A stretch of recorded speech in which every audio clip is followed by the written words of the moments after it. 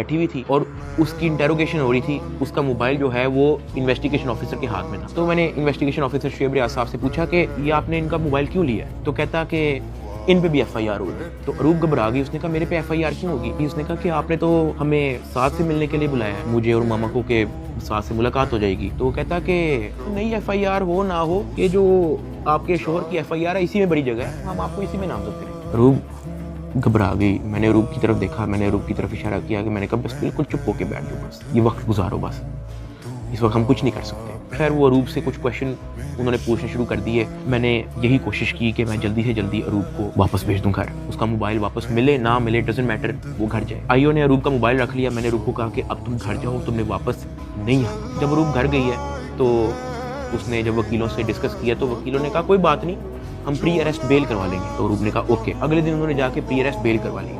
जब उन्होंने pre arrest bell करवाई तो प्री अरेस्ट बेल की खबर पहुंच गई इदारे में, NCCI ऑफिस में, आईओ के पास और सरफराज चौधरी एडिशनल डायरेक्टर के पास। इन्होंने फिर से मुझे कहा कि अपनी फैमिली को मीटिंग के लिए बुलाएं। मैंने घर वालों को कॉल की कि उसकी प्री अरेस्ट बेल हो चुकी थी। मैंने कहा चलो अब इसको खतरा नहीं है और इसका मोबाइल भी उनके पास है, तो I think it's not a big deal, मैं बुला लेता हूँ। ऑफिसर्स ने जो है मेरे घर कॉल करवाई। मैंने कहा कि अम्मा वो बड़े अफसरान, एडिशनल डायरेक्टर और इन्वेस्टिगेशन ऑफिसर्स आप बुला रहे हैं, तो बाकी घबराएं ना, कोई इस तरह कोई नेगेटिव मीटिंग है इस तरह का कुछ नहीं है। तो आज मेरी माँ और अरूब प्री अरेस्ट बेल करवाने के बाद एडिशनल डायरेक्टर रूम में आए। सरफराज चौधरी साहब कहते जतोई साहिबा आप अपने आप को क्या समझती हैं, आपने प्री अरेस्ट बेल करवा ली है? तो अरूब ने कहा जी। तो कहता अच्छा करवाएं, जो आपने करना करें, 5 रुपए का एक नया सफ़ा आता है, हम एक नई FIR लिखेंगे और आपको पकड़ लेंगे। अरूब मेरी तरफ देख रही है कि ये क्या है, ये किस तरह की मीटिंग है। मेरी माँ परेशान, लाल उनके चेहरे हो गए थे सबके। एडिशनल डायरेक्टर सरफराज चौधरी साहब ने फिर अपना मोबाइल खोला, वहाँ WhatsApp खोला, उन्होंने ऊपर लिखा जज, और ऐसे मेरी माँ को और मेरी वाइफ को लिस्ट दिखाई ऐसे स्क्रॉल करके कि ये देखो मेरा इस जज से भी ताल्लुक है, मेरा इन जज से भी ताल्लुक है, मेरा इस जज से भी ताल्लुक है, क्या कर लेंगे आप? जब वो इस तरह जजेस की लिस्ट दिखा रहा था तो उसने बड़े ऊंचे अल्फाज में बोला कि यहाँ पे जज भी मैं हूँ, यहाँ पे वकील भी मैं हूँ, यहाँ पे सब कुछ मैं हूँ, जितनी आपने प्री अरेस्ट बेल करवानी है करवाएं, नया पर्चे में हम पकड़ लें। हमारे पास कुछ कहने को नहीं था। मैंने वहाँ पे सिर्फ सर को कहा कि जी सर आप बिल्कुल सही कह रहे हैं। मैंने अपने घर वालों की तरफ देखा, मैंने उनको इशारा किया कि प्लीज़ वक्त गुजारे बस।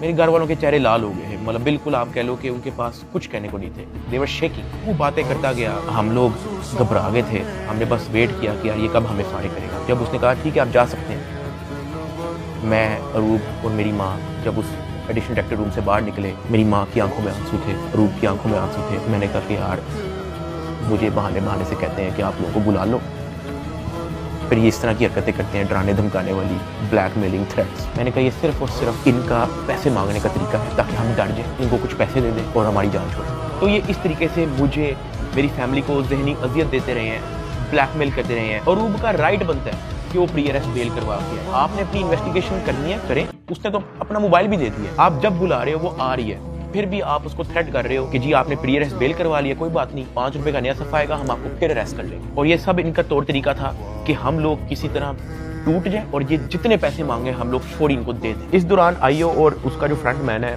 जब उनको पता लगा कि मैं और मेरी फैमिली किसी भी तरह से इनको एंटरटेन नहीं कर रही, कोई पैसों के मामले में लिफ्ट नहीं करवा रही, तो इन्होंने मेरे एक दोस्त से बात की और उस दोस्त को कहा कि इसको मुझे आके कहो कि ये पैसों से मसला हल होगा। उसकी जो भी गपशप हुई मेरे दोस्त ने वापस आके बताई, कहता कि ये पैसे ही मांग रहे हैं। मैंने कहा यार इस तरीके से मेरी फैमिली को ब्लैकमेल कर रहे हैं, इस तरीके से मुझे टॉर्चर कर रहे हैं, ये लोग चाहते क्या है? वो ये कह रहे हैं कि अरूब को हम पर्चे में नामजद ना करें और उस पर कोई नया पर्चा ना दें और उसको अरेस्ट ना करें, उसका वो 1 करोड़ रुपया मांग रहे हैं। मैंने कहा भाई इन्होंने मेरा बैंक अकाउंट ब्लॉक कर दिया, इन्होंने मेरी USDT भी अपनी जेब में डाली, मेरे अब्बा जी का बैंक अकाउंट ब्लॉक है, मेरी अम्मा जी का बैंक अकाउंट भी इन्होंने ब्लॉक कर दिया, अरूब का बैंक अकाउंट इन्होंने ब्लॉक कर दिया है, ज़िया का बैंक अकाउंट इन्होंने ब्लॉक कर दिया है, इवन मुनीब जो अंडर 18 है उसका बैंक अकाउंट भी ब्लॉक कर दिया है। कहानी यहाँ पे ख़त्म नहीं हुई। मेरे दादा अब्बू जिनका मैंने आज तक ब्लॉग में जिक्र नहीं किया, आज तक उनकी अपीयरेंस नहीं हुई, 80 साल एंड अबव की उनकी उम्र है,